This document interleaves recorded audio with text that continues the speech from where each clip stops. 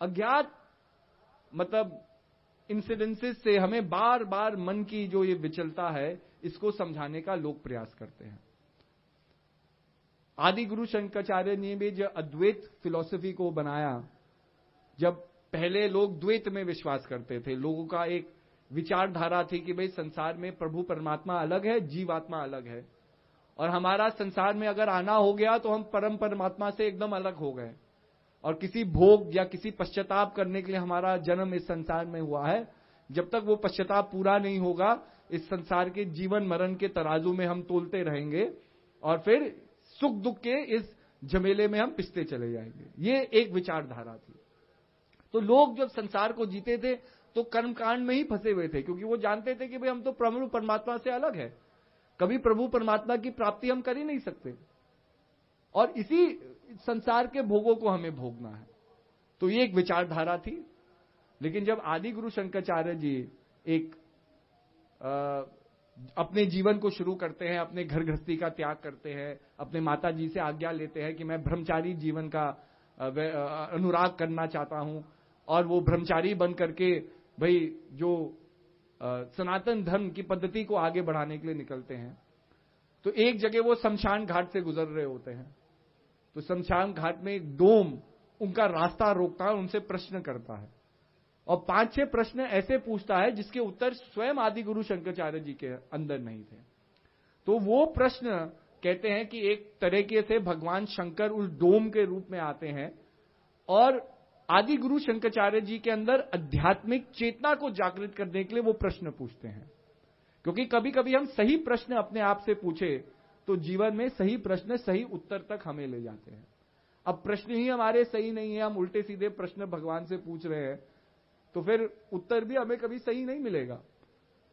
तो जब प्रश्नों का वो चिंतन करते हैं, डोम ये पूछता है आदि गुरु शंकराचार्य जी से, अगर इस कुत्ते में भी आत्मा है और आपके अंदर भी आत्मा है, तो ये बताओ कि आप दोनों के आत्मा में बड़ी कौन सी शक्ति हो गई।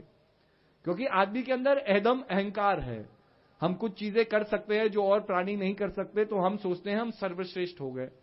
लेकिन संसार में हम सर्वश्रेष्ठ नहीं है, ये तो हमारा ईगो या हमारे अंदर हमारा अहंकार है जो हमें ये विश्वास दिला रहा है।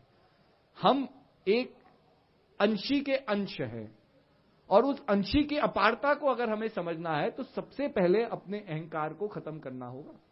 इसी के लिए कबीरदास जी बड़े सुंदर शब्दों में ये समझाते हैं कि अहंकार का हनन कितना जरूरी है।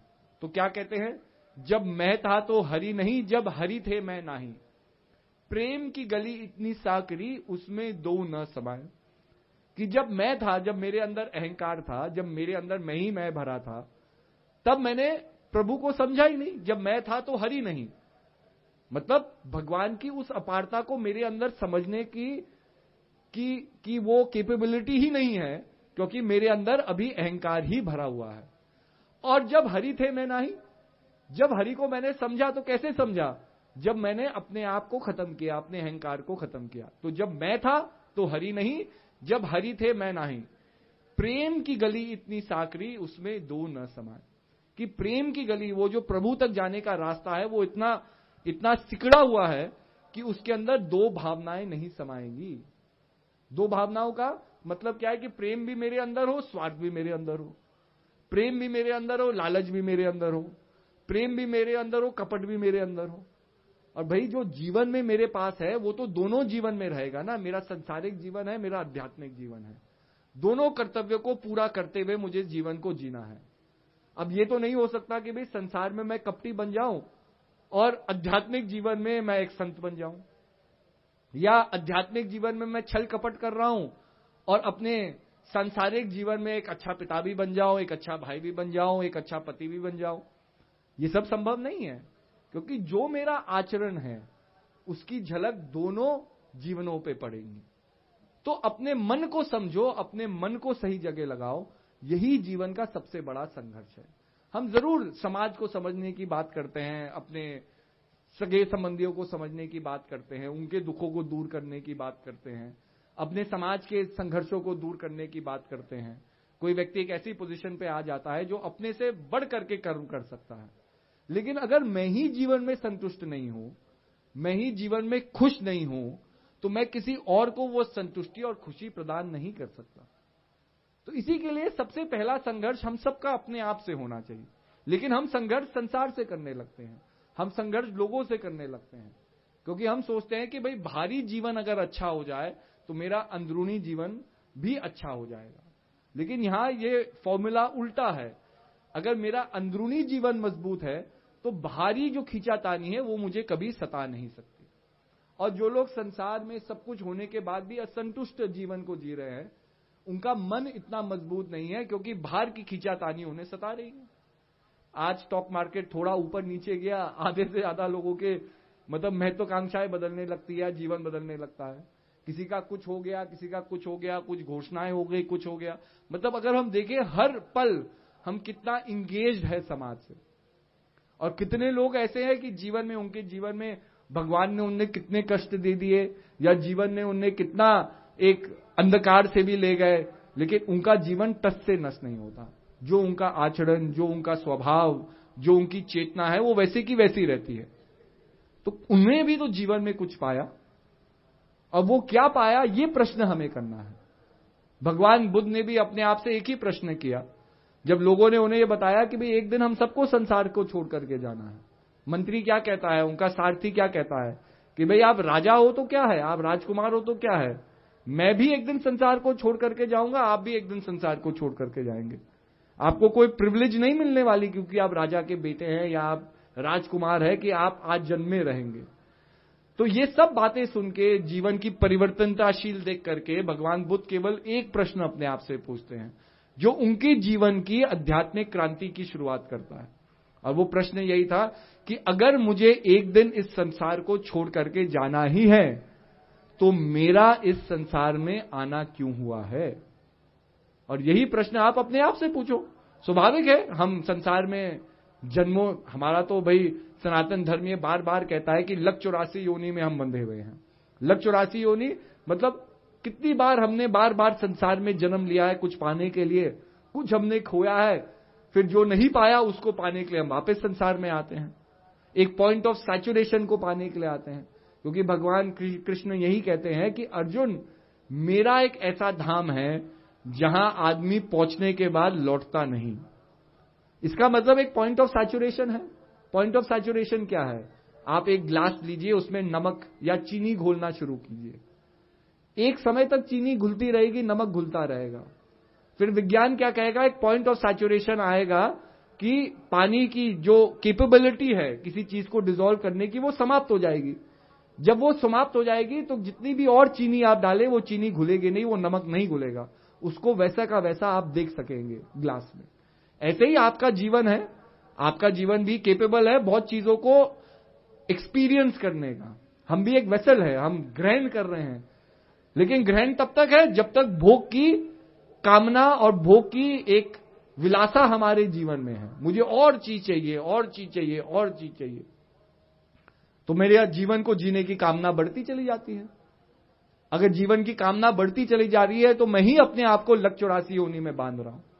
लेकिन अगर मेरे अंदर पॉइंट ऑफ सैचुरेशन आए कि भोगों को भोगते हुए मैं संतुष्ट हो जाऊं कि मुझे और संसार का भोग नहीं करना है, तो अपने आप एक पॉइंट ऑफ सैचुरेशन आएगा, अपने आप एक पॉइंट ऑफ फोकस आएगा कि अब मुझे संसार को नहीं जीना, इन भोगों को नहीं करना। तब आदमी का जो दृष्टांत है, जो आदमी का फोकस है, वो धीरे धीरे ब्रह्म की ओर बढ़ता है। आदमी एक रास्ता खोजता है कि वापस इस लक 84 योनि में ना हो, इस सुख दुख के, इस यश अपयश के, हानि लाभ के, जीवन मरण के चक्रव्यूह से मैं छुटकारा पाऊं। तो जब पॉइंट ऑफ सैचुरेशन आपके अंदर आएगा, अपने आप मोक्ष की कामना करेंगे। लेकिन पॉइंट ऑफ सैचुरेशन किसके जीवन में है? जैसे मैं कह रहा हूं, आज एक आदमी 60 साल पे ही कामना कर रहा है कि मेरा वापस घर गृहस्थी जीवन शुरू हो, तो भोग की कामना कहां समाप्त हुई? आदमी के तो अंदर कामनाएं चलती चली जा रही है। और इन्हीं कामनाओं पे रोक लगाना, अपने मन पे संयम पाना है। तो इसी के लिए जब तक भजन सुमिरन हम नहीं करते हैं, और भजन सुमिरन किस चीज का करना है? दत्तात्रेय महाराज अपने शिष्य परशुराम जी को क्या समझाते हैं? हम 3 अवस्थाओं के अधीन अपने जीवन को जीते हैं।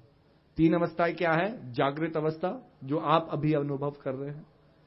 इसके बाद आप रात हो जाएगी, खाना खाएंगे भंडारे में, मुझे लगता है दिन में आम रस भी आपको बहुत मिला पीने को। अब हैवी चीज आदमी खाता है तो नींद भी आती है। अब नींद आएगी तो हम सो जाएंगे तो ये जागृत अवस्था जो हमारी है, जिसमें हमारा एक नाम है, एक पहचान है, हम बड़े व्यापारी है, कोई सेठ है, कोई डायमंड मर्चेंट है, कोई इंजीनियर है, कोई लॉयर है, कोई राजनेता है और कोई साधारण आदमी है, ये सबको नींद आएगी तो वो सो जाएंगे और अपनी इस पहचान को भूल जाएंगे। आप कहां हैं, कहां रहते हैं, ये सब एक मिथ्या बन जाएगी और स्वप्न अवस्था अपने आप जागृत होगी। स्वप्न अवस्था में आप सुपरमैन बन सकते हैं, आप राजा बन सकते हैं, आप दुनिया के सबसे धनवान सेठ बन सकते हैं। आप सोए तो नौसारी में, लेकिन अमेरिका के सपने देख रहे हैं, अमेरिका घूम रहे हैं। तो ये एक नई जगत की शुरुआत आपके स्वप्न लोक में होती है, स्वप्न जीवन में होती है। तो एक जागृत अवस्था है जिसके आप अधीन है, एक स्वप्न अवस्था है और एक सुषुप्त अवस्था है कि कभी कभी हमें इतनी गहरी नींद आ जाती है या आंख ऐसे लग जाती है कि हमें यह भी एहसास नहीं है कि हम जीवित है, क्योंकि सपना देखना तो कॉन्शियसनेस का एक प्रतीक है ना। अगर मैं ये कहूं मैंने सपना देखा तो मैंने तो उस चीज का अनुभव किया, चाहे जागृत अवस्था में नहीं। लेकिन अगर मैं सपना भी नहीं देखा और एकदम मैं गहरी नींद में चला गया तो उस गहरी नींद में तो मुझे यह अनुभव भी नहीं है मैं किसी चीज का अनुभव कर रहा हूं। जागृत अवस्था में आप अपने जीवन का अनुभव कर रहे हैं, स्वप्न अवस्था में अपने सपने का अनुभव कर रहे हैं, लेकिन एकदम गहरी निद्रा में आपको यह भी एहसास नहीं है कि आप जीवित है। मतलब टोटल एनाइलेशन ऑफ सेंसेस हो जाता है, मतलब किसी भी चित्त वृत्ति में कोई भी स्पंदन आपके अंदर हो रहा नहीं है। आपको यह भी एहसास नहीं है कि मैं सांस ले रहा हूं, मतलब इतनी डीप स्लीप में आप चले जाते हैं। तो इन तीन अवस्थाओं से आप अपने जीवन को जी रहे हैं। और दत्तात्रेय महाराज परशुराम जी से पूछते हैं कि ये बताओ इन तीनों अवस्थाओं में सत्य क्या है। अब सत्य की परिभाषा क्या है कि सत्य वो चीज है जो अपरिवर्तित है, जिसके अंदर कोई परिवर्तन नहीं होता। हम कहते हैं एकम सत्यम विप्रा बहुता वदंती, सत्य एक है, उसकी परिभाषा में द्वैत नहीं आता। सत्य एक है, उसको समझाने के लिए अलग अलग शब्दों का प्रयास किया जाता है। विप्रा बहुता वदंती समझाने के लिए, लेकिन सत्य की परिभाषा शब्दों के अनुकूल नहीं है। तो अब शब्द क्या है, वो सत्य क्या है? तो सत्य अगर अपरिवर्तित है और हमारी तीनों अवस्थाओं में परिवर्तन है तो हमारी तीनों अवस्थाएं असत्य है। सबसे पहले आपकी ये जागृत अवस्था असत्य है, ये मिथ्या है क्योंकि टेम्परेरी है। आपकी स्वप्न अवस्था भी टेम्परेरी है और आपकी ग्रहण निद्रा भी टेम्परेरी है। तब दत्तात्रेय महाराज समझाते हैं कि एक चौथी अवस्था है, a state of pure consciousness, जिसको कहा तुरिया। वो अनुभव का विषय है। जब धीरे धीरे आप अपने अंदर उस शक्ति को जागृत करें जो अपरिवर्तित है, उसके अंदर फोकस करें। अब तीनों अवस्थाओं में अपरिवर्तित चीज एक ही है। आप जागृत अवस्था में हैं, आप सपना देख रहे हैं, या आप सुषुप्त अवस्था में हैं, एक ही चीज की क्रिया निरंतर हो रही है, वो है श्वासों का आना जाना। आप तीनों अवस्थाओं में कहीं आंख आपका उपयोग हो रहा है, कहीं सेंसेस का उपयोग हो रहा है, लेकिन जैसे ही अवस्था बदलती है कुछ उपयोग समाप्त हो जाते हैं। आप खुली आंखों से स्वप्न तो नहीं देख सकते और आप बंद आंखों से इस जागृत अवस्था का अनुभव नहीं कर सकते। तो जहां सेंसेस भी चेंज हो रही है, आपकी इंद्रियां भी चेंज हो रही है, आपकी इंद्रियां भी सत्य नहीं है। तो सत्य केवल एक चीज है, श्वासों का आना जाना, और ये तीनों अवस्थाओं में अटूट है, ये अटूट बंधन है। और अगर इस बंधन में कोई टूट हो तो आपका जीवन ही समाप्त है। तो इसी के लिए स्वामी ब्रह्मानंद जी ने कहा कि निरंजन माला घट में फिरे दिन रात, ऊपर आवत नीचे जावत श्वास श्वास चल जात, और संसारी नर समझे नहीं वृथा उमर बिहात, निरंजन माला घट में फिरे दिन रात। तो ये निरंजन माला के महत्व को तो समझो, यही महान पुरुष आपको समझाना चाहते हैं। सभी भक्तों को हरे कृष्णा। प्रभु सार चैनल को देखने के लिए आपका धन्यवाद। और अधिक ऐसी भक्ति में वीडियो अगर देखना चाहते हैं, कृपया चैनल को सब्सक्राइब कर दीजिए, लाइक कर दीजिए, कमेंट करके बेल आइकन का बटन दबाना ना भूलें, साथ ही वीडियो को शेयर जरूर कर दें।